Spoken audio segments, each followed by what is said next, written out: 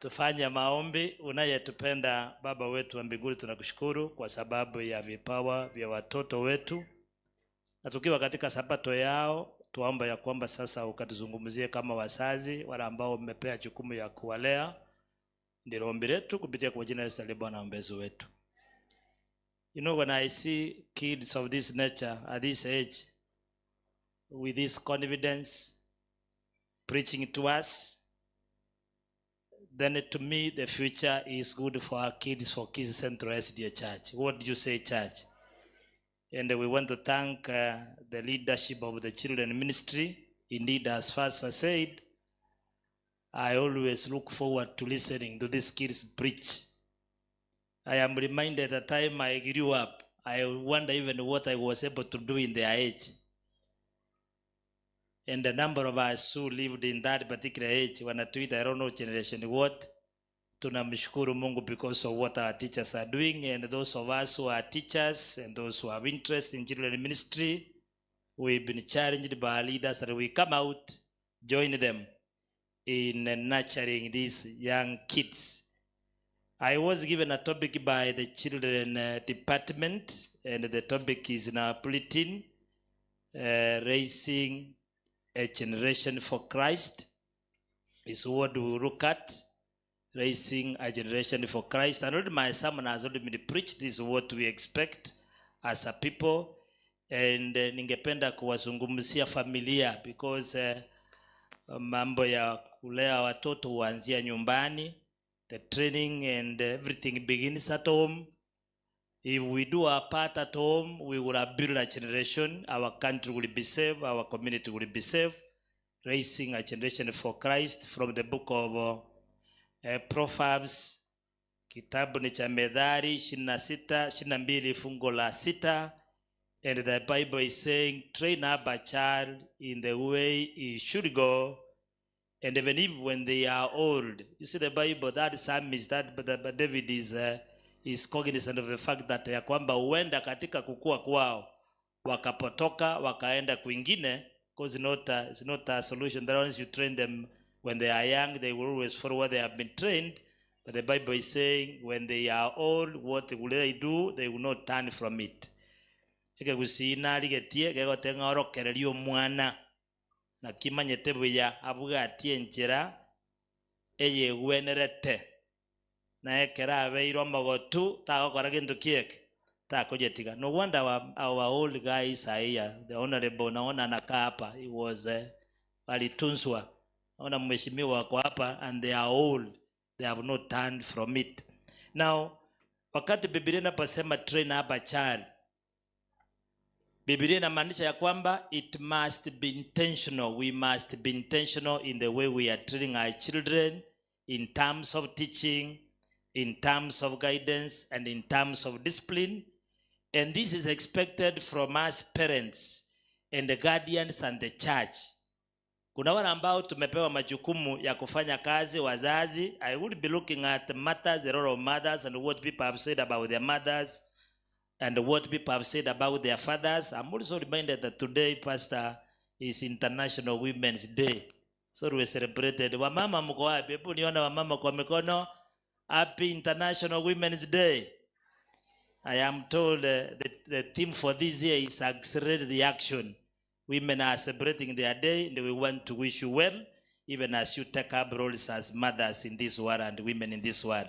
So when the Bible is saying train up a child, I'm saying those of us ambao tumepewa jukumu hilo ni wazazi, kuna wale ambao ni walezi, na kanisa tumepewa jukumu ili ya kwamba we become intentional in nurturing the child's character, faith, and practical wisdom. All those must come from us. You see, the Bible is saying in the way it should go. The way it should go refers to guiding the child according to godly principles. And you know, these children also have their unique abilities. You have even seen God has blessed them uniquely in their unique abilities or in their calling. And it encourages us in shaping a child's life, aligning that life with righteousness and wisdom. In fact, the Bible in the book of Psalm 127, Biblia katika kitabu cha Zaburi 127, tutaenda kwa haraka fungu la 3 na la 4.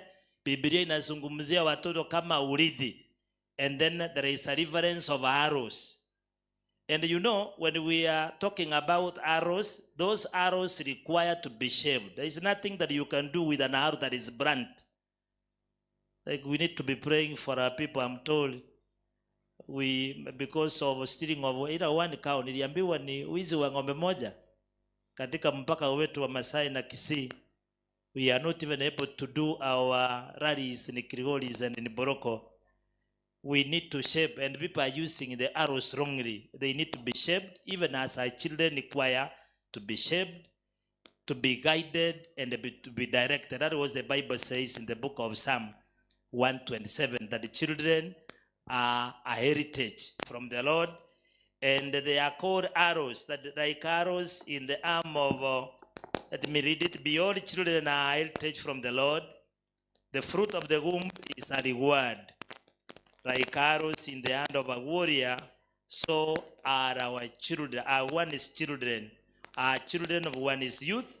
So these children are not only a gift from God, and the parents, we've been entrusted with the responsibility to guide them, shape them, direct them, and guide them in the way to go. Now, the Bible, in that particular verse of Proverbs chapter 22, verse 6, it talks about when he is old. What will he not do?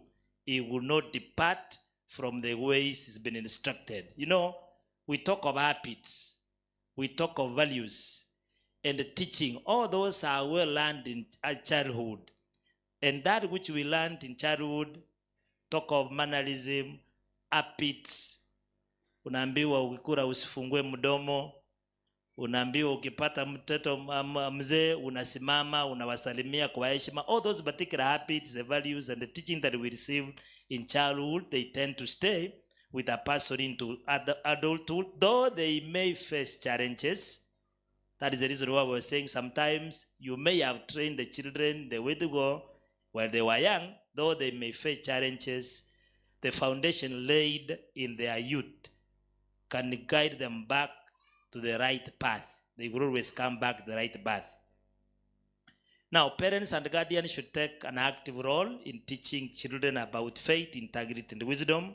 Spiritual, moral, and practical life training should begin earlier. And that is the first school in training the children should be in our homes, even as we extend it to the church. Now, a number of people have made testimonies about their mothers. And when you look at the word mother, kama ungelikuwa unaiweka inateremuka, M will stand in for a mother, M will stand in for a mentor. Our mothers are mentors. I hope, where are our mothers? Can I see the show of our hands for our mothers? I hope you are mentors. MO will stand for outstanding in terms of love, in terms of sacrifice, in terms of care. Look at mother, the way you take care of, you sacrifice and train up these children. T will stand for tender-hearted. You are compassionate, kindness, and patience. H, hardworking. Look at the old mothers in our homes, where they provide and nurture. E will go for an encourager, mothers who inspire and uplift. R will stand for role model. They are examples of faith. And even in the Bible, we will see mothers who are models for their children and their grandchildren. Mothers are faithful and they are accountable. When you look at Abraham, this is what Abraham Lincoln said. All that I am or hope to be, I owe it to my angel mother. That is the 16th president of the USA. When he looks, that was a tribute that he was giving his mother because of the influence the mother had in his life. That all I am or hope to be, I owe it to who? Church, I owe it to who? To my mother. I hope also your children are saying something closer to it. Benjamin West, he was an 18th century American painter. He made a quote, this is what he said: a kiss from my mother made me a painter. Koranda bangina bakunyunto mwana karule sukuru.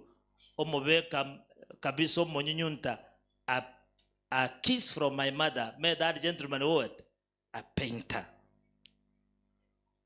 We have a famous inventor called Thomas Edison, who said about the mother, my mother was the making of me. A great influence. And I would go on and mention a number of people who have made statements, serious statements about their mothers. And you know, some of these statements, people are tracing it back to a time they were young. Train up a child in the way he should go.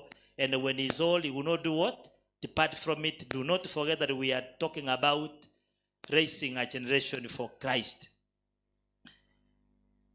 George Eliot, this is a name that he gave himself. He was a British novelist and a poet. Said, life began with waking up and loving my mother's face. I do not know whether our children are mothers who are here. Every time they wake up, are they loving your face? Hello? Mothers, where are you? Every time I wake up, life began with waking up and loving my mother's face.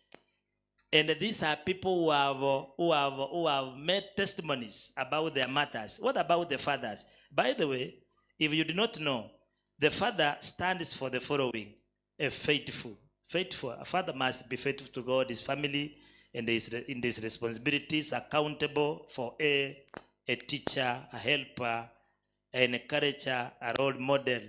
That is the meaning of a father. This is what somebody said about their father. My father gave me the greatest gift anyone could give another person. He believed in me. That was Jim, an American college basketball coach, who said when he looks at life, his father gave him the greatest gift anyone could give another person. And that is what? He believed in me. Look at the words that you say to your kids. Young as they are, you are a young man, you are a man, you can make it. People believe and they have become something that they ought to have come. There is another one who made this particular, Eddie made this particular statement about the father. I am not ashamed to say that no man I ever met was my father's equal.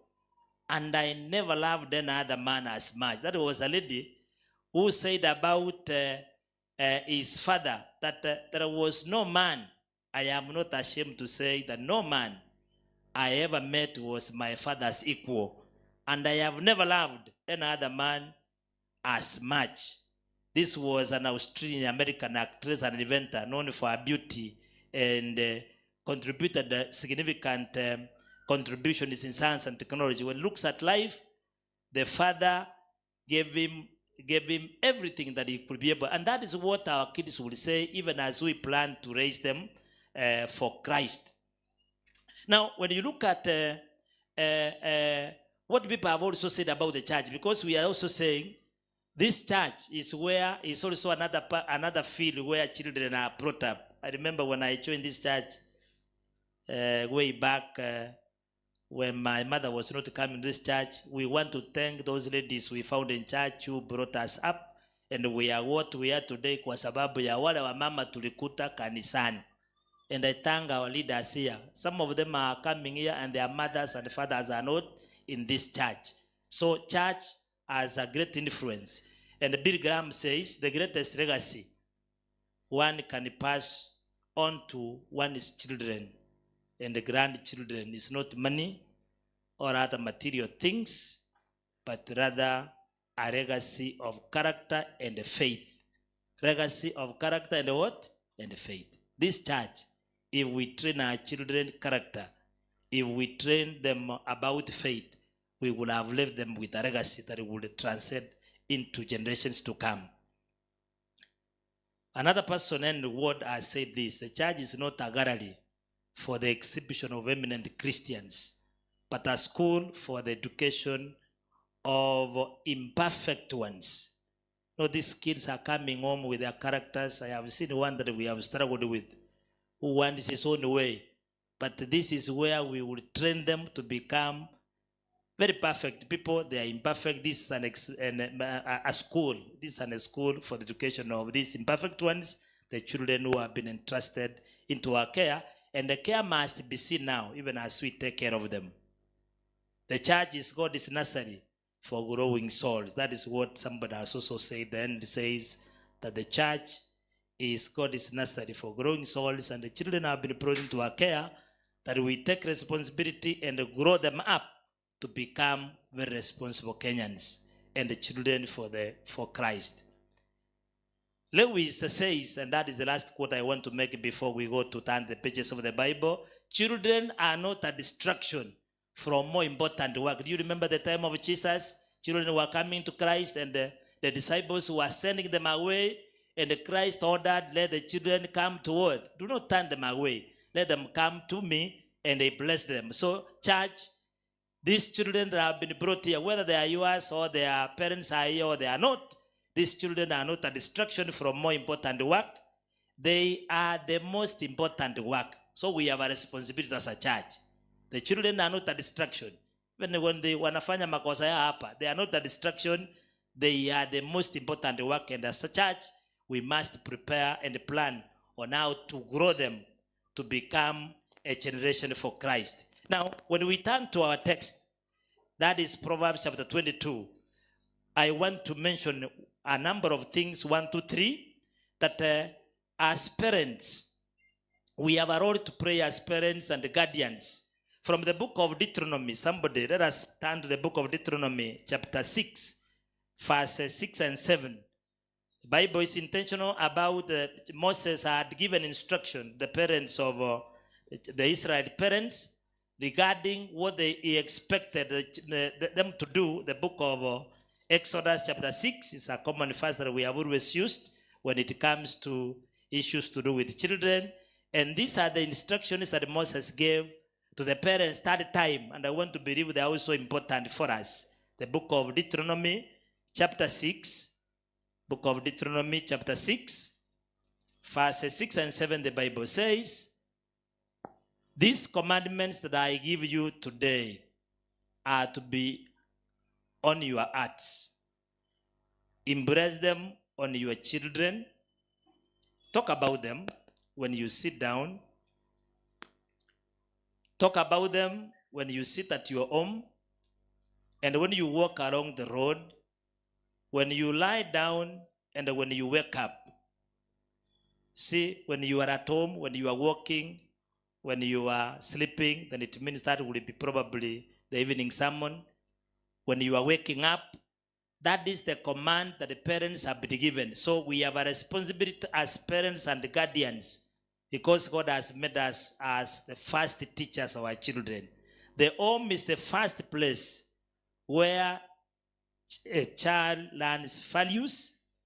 Before the church or school, parents must teach godly principles. And we have quoted the verse, the book of Deuteronomy, chapter 6, verse 6 and 7. Teach them, impress on their hearts. When you are at home, when you are walking, when you woke up, when you rise up, when you sleep, when you lie down, that is a command that we've been given also today as parents. If at all we would be planning on how to raise up a generation for Christ, the Bible is giving us that particular role of becoming the first teachers for the children. Number 2, we've been given a responsibility of setting them a godly example. The book of 1 Corinthians chapter 11 verse 1. Paul is telling the Corinthians, follow me as I follow the example of Christ. Children learn more what they see than what they hear. Live a life that reflects Christ. Follow my example as I follow the example of Christ. That is what Paul is saying. Follow my example as I follow the example of Christ. And the responsibility that is showed on us, that which we live as adults, even at home, even at church, the children will always copy it. We are also been told to teach the word of God. If you look at the book of 2 Timothy, chapter 3, verse 16 and 17, Bible admonishes, or scripture is God-breathed and is useful for teaching, rebuking, correcting, and training in righteousness, that the servant of God may be thoroughly equipped for every good work. So the word of God should be the basis of all the training. If indeed we are to raise a generation of Christ, then we must be intentional in using the word of God in training, and it should be the basis of training the children. So the Bible must be our foundation. If we are to get children who are to become a generation for Christ, wherever they will be getting out of our homes to go to school, to go to places of work, they will be treating us and serving us in the society, then the biblical foundation is important. If you look at the book of Matthew chapter 22 verses 37, Jesus talks about the greatest commandment: teach the children to love and obey God. There is a question that was thrown to him: what is the greatest commandment? And Christ summarizes and he says, love your God with all you are and everything. And the second one is love your neighbor as you love yourself. So if as a church we are to raise up a generation which is going to be for Christ, then it means we must teach our children to love God. And if we look at the book of Deuteronomy, you know, verse 7 was saying, at home, when you are traveling, then it means we must be with our kids. And I also want to ask whether you are in church or they are elsewhere. I hope you came with them. When you wake up, a number of occasions, so we are being admonished that we must use everyday moments to teach our children. Moses instructed Israel to teach their children daily. Well, it's an issue of when you're waking up, when you're lying down, when you are waking up at home. Every day must be a time where we are supposed to be teaching our children, whether at home or traveling. So the Bible is saying that when you are traveling, so use everyday moment to teach children. Encourage our children. Number 3, encourage our children to have a strong prayer life. Teach children to pray. In the book of Luke, chapter 11, verses 1 and 2, the disciples were asking Christ, teach us on how to pray. And the Lord now told them on how to pray. Our Father who art in what? In heaven. And we also admonish as parents, because they have been left into our responsibility, those of us who are parents here. And if there are children whose parents are not here, then the church takes care. Let us teach our children to have a strong prayer life. Teach them to pray just as Jesus taught his disciples to pray. Model a life of prayer. It's not only that we are supposed to teach them, but also we must also live a life of prayer. And I thank God in the morning they are the ones who took up the part in terms of praying. The Bible in the book of 1 Thessalonians chapter 5:17 is the shortest verse in the Bible. Children, what does it say? 1 Thessalonians 5:17 nasema namna gani? Pray without ceasing. And that should be taught our children, that if we are to teach them a life of prayer, then we must also model. I have a problem that society has become corrupt, and no wonder as a church and as parents we must guard their associations. Monitor friendships and influences, because the Bible is very clear from the book of 1 Corinthians chapter 15:33, do not be deceived. Bad company corrupts what? Good morals. Care. And Pastor, I want to challenge our parents. There are these kids, there are sons and daughters who are not at university. We always tend to think they are mature, they are responsible. Please, I want to challenge parents. Let us monitor friendships and let us monitor influences our children are engaged in, because the Bible is clear. Bad company corrupts what? Good morals. So let us monitor who are they associating with. Ask questions. Who is this? Who are his parents? Take to know before everything becomes crumbling down. Encourage godly friendships. The book of Proverbs, I want us to read that. The book of Proverbs chapter 13 verses 20, the Bible says, he that walketh with wise men shall be wise. And the reverse is also true. But a companion of fools shall be destroyed. Whoever who is a companion of fools, that is what the Bible is clear. We must be intentional about who our kids are associating with.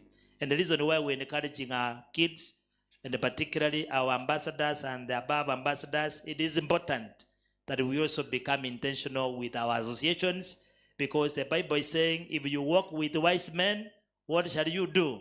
You will become wise. In fact, if you ask our youth and our children, some of their friends, that child of yours is an average of the people he is associating what? Is associating with. Some of them, look at the character and the mannerism, that will be your son or daughter. So we are being admonished from the Bible that he walketh with the wise men shall be wise, but a companion of fools shall be destroyed.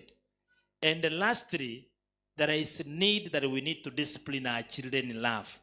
The book of Hebrews chapter 12 verse 6, the Bible is clear that God disciplines those he loves. God disciplines those he loves, because the Lord disciplines the one he loves, and he chastens everyone he accepts as his son, as parents. We will be seeing later, I'm giving a few examples of parents in the Bible who were good in parenting, who raised the generation for Christ. There are those who blundered. Discipline is important in this life, and even as we collect them, let us collect them in love. Collect in love, but not in anger. The book in the Bible, in the book of Ephesians chapter 6, we are being told that discipline should shape, not break a child's spirit. Even as we do it, let us do it with love. Involve children in church and the ministry, and we are very happy about the children's ministry with what we are seeing. And encourage church participation. Children should grow in faith by attending church and engaging in the ministry. The book of Hebrews chapter 10 verses 25, the Bible says, msiwe na tabia ya kutokutana pamoja. Let us not have a habit of not meeting together, but even as we meet, we encourage each other, even as we see the days approaching. Develop their gifts for God's service. Even as they come to church, let us identify their gifts from the young age. Like, look at this girl who was called the choir. This is a leader. I'm seeing a leader here. Very, very, very, very firm.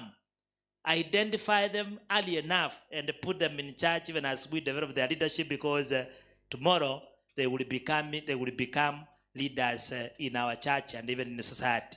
Allow me have a look at examples in the Bible of parents who had very great influence.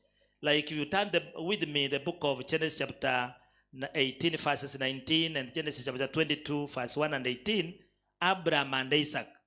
God chose Abraham because, in fact, the Bible says that he chose Abraham because he knew he would be able to instruct his children in righteousness. So, very good example that we may be able to copy as parents and church is what Abraham did. I was imagining even that particular channel of Abraham taking his son to go and sacrifice him. The young man is asking him, I'm seeing the good is here, kuni naona, hata kisu naona, lakini wapi kafara ya nini?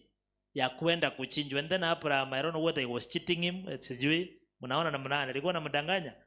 Because in fact he was cheating him. Because for Abraham it was to go and sacrifice him. Nasema kijana wangu, God will do what? Will provide. Look at even the young Isaac. How does he allow his father to tie him? Anamkubali. Anza kuchukua wako uende kumsacrifice huyo wako. And he's the only one. Kabla hujaanza kuelekea mlimani atakuwa anasema, I want to see a lamb ya kwenda kufanya nini? Ya kwenda but then Isaac goes with righteousness, and of course God provided. Is a good example that we can be able to copy as parents. Ya wala watu ambao ya kwamba Abraham was faithful and God chose him, because God is saying he knows that Abraham is faithful. He will be able to instruct his children in righteousness. Abraham's faith and obedience influence Isaac. Even at the point ambaye anashika Isaac na anamufunga na Isaac anakubali. And then God says, now you cannot sacrifice your son, turn and see. And there the lamb was. And you know the influence of Isaac as he lives, who also trusted God. And then another good example is this sister called Anna and Samuel. Young lady who had not conceived for quite some time. Anaenda naomba in the book of 1 Samuel chapter 1, verses 27 and 28, and even 1 Samuel chapter 3, 1 to 10. amemuomba Mungu na very specific. Anaombea mtoto. Na anaombea mtoto gani? A male child. Very specific kwa sababu ya madharau ya the co-wife. And prayed for the male child, and he promised God ya kwamba utakapompea, I will indeed dedicate him to church. And dedicated Samuel after she was given that gift.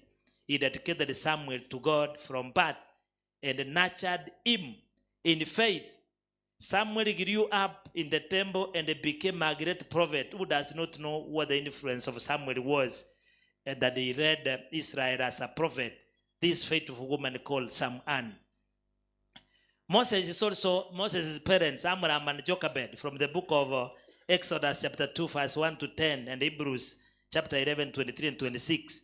You know, when they gave birth to that particular child, the Bible says they saw he was not an ordinary word. How do you tell of a child that is young that this is not an ordinary? Hello, church, tunaona kweli? They knew this is not an ordinary word.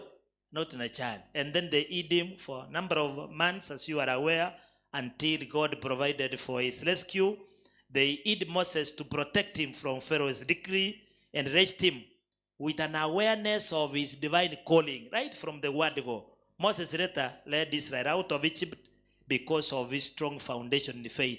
Those parents, that is Amram and Jochebed, is an example that we can also be able to copy, those of us who are supposed to be raising a generation for Christ. Mary and Joseph is another good example. You know what they did.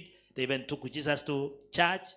And there is a time even Mary was telling the people that listen carefully to what he's saying. Because they also discovered that they were also, that kid that was with them was also not an ordinary kid. They raised Jesus in a godly home, taking him to the temple and teaching them him scripture.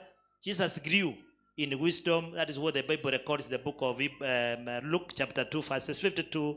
He grew up in wisdom and in stature and in favor with God and man. Now, I want us to read from the book of 2 Timothy. That one we're able to read and see the influence of this grandmother, Royce, and mother Eunice, grandmother to Timothy. The Bible records in the book of 1 Timothy chapter 1 verses 5. This is what the Bible says about the two ladies, Lois and Eunice. And I want to challenge our grandmothers who are here. Muna sababu. Ega asinere mutakere okora.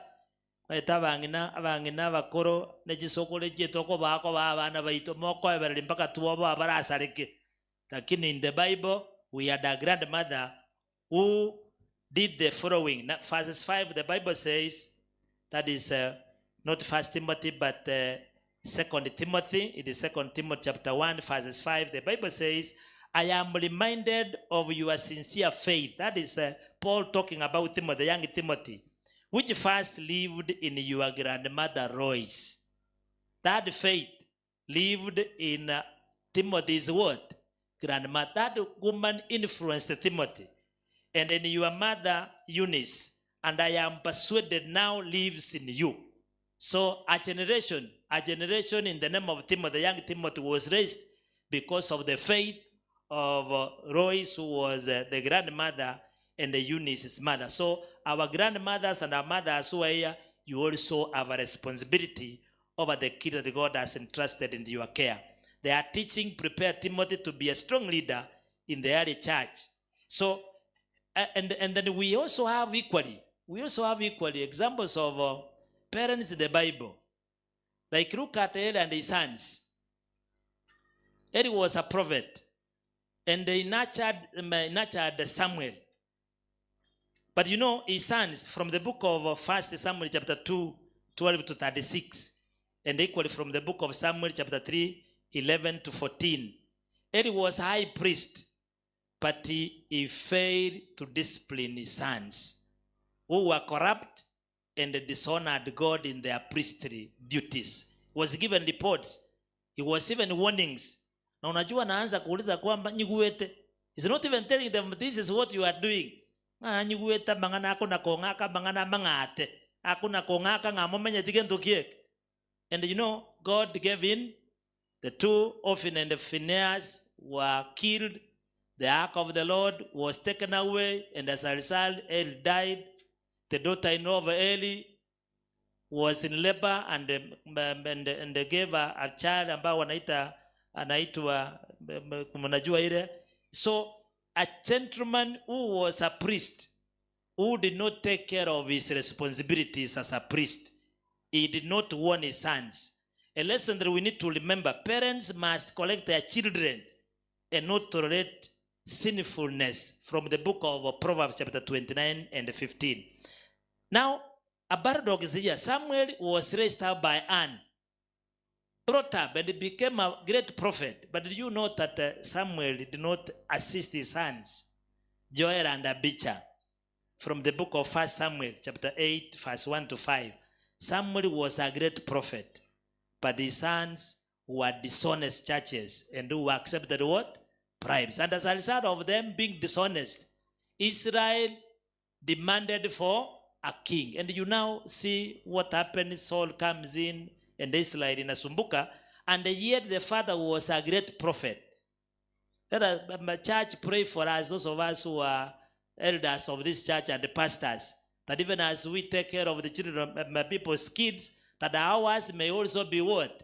Honest. Because Abijah and Joel were dishonest. The children of Israel did not have faith in them. They went and even demanded that they be given, even King David. Look at King David and his sons. Ammon, who assaulted the sister. Absalom, who was rebellious to his father. And Adonijah.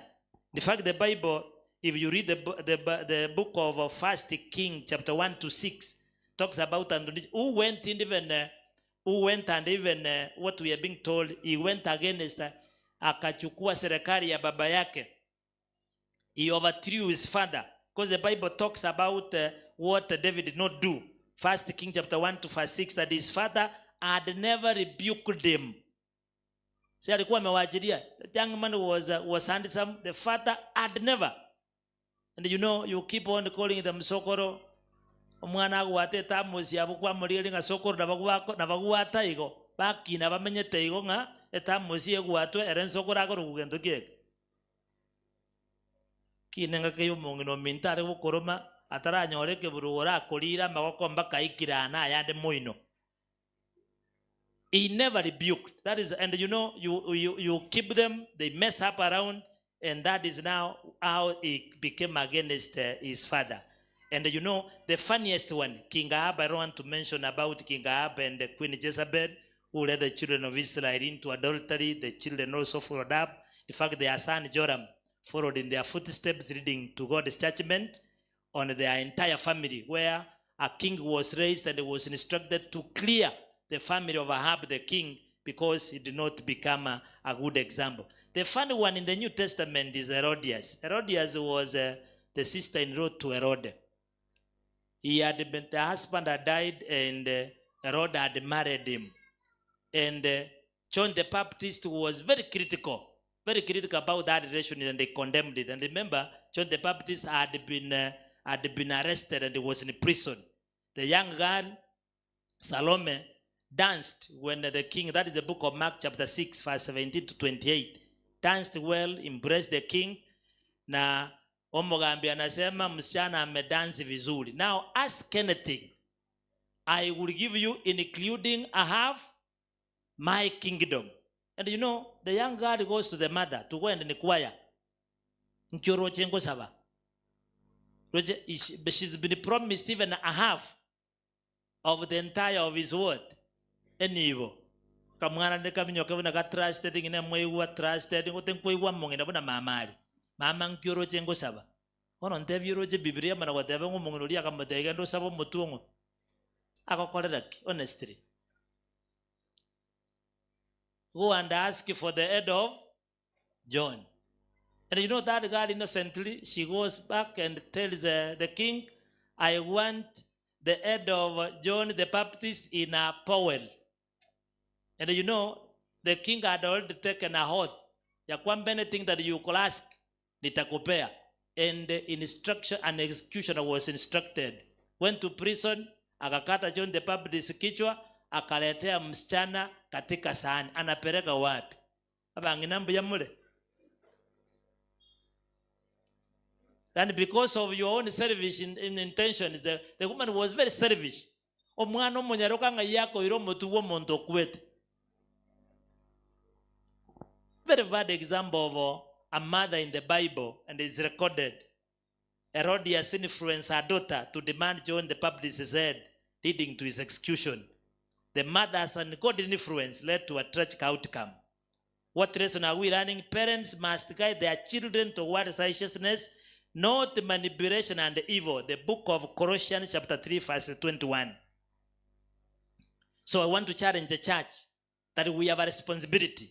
If we are to raise up kids for generation, for Christ, we have examples within the Bible. Tunayo mifano ya wazazi ambao walijinyima wakatoa wazazi watoto ambao walibariki ulimwengu katika wakati wao. Na hata tuna wengine ambao wakawa influence mbaya mpaka mama aanze kudemand msichana apewe nini? Kichwa, na anawacha mali. It is our responsibility as a church, as I conclude, that raising a generation for Christ requires intentional effort. Church, we must be very intentional. Parents, guardians, and the church must work together to train children in God's ways. If we are to teach them His word, model God living, and pray for them, they will grow into men and women who will serve the Lord. And we want to call upon now the parents to commit to raising up children in the fear of the Lord. I want to call upon even the children themselves to obey and follow the path of God has set for you out. I want to ask the church, there is a responsibility that is set upon us as a church, that we support families in nurturing their godly children. And may God bless us even as we do this work with faithfulness. In Jesus' name we prayed. I want to call upon Parental Academy for a closing song. Parental Academy. Parental Academy. Happy Sabbath, church. My name is L.E Martha Isaac. Let's call Talanta Kids for our closing song. Mtoto ndiye alikuwa program ya kuita Talanta. And in a special way, leo ni birthday yake. Mnasemaje? Sio sahi, amewaandalia keki masaa ya jioni. Akona keki kubwa. Watoto wote mmealikwa, keki ya Mel. Mama yake ni 360, amewaandalia keki. What do you say? Happy birthday, mom.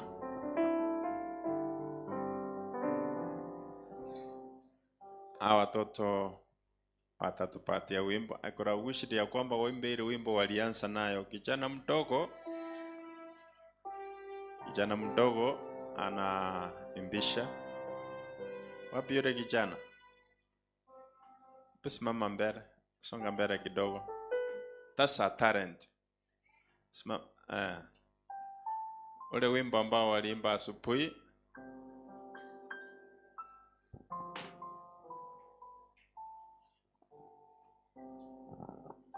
Tawasubiri kidogo tu. Kuna wimbo ambao walionyesha talanta kubwa asubuhi. God stars.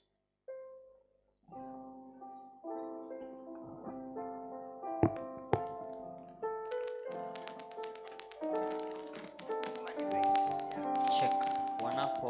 Wamepata wimbo huo. Wanasema wimbo walioanzia.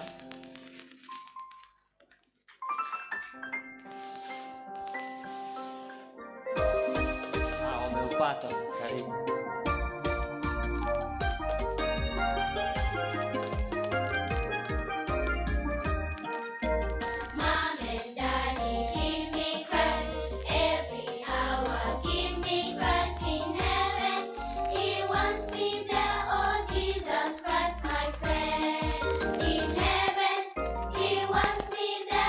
Jesus Christ.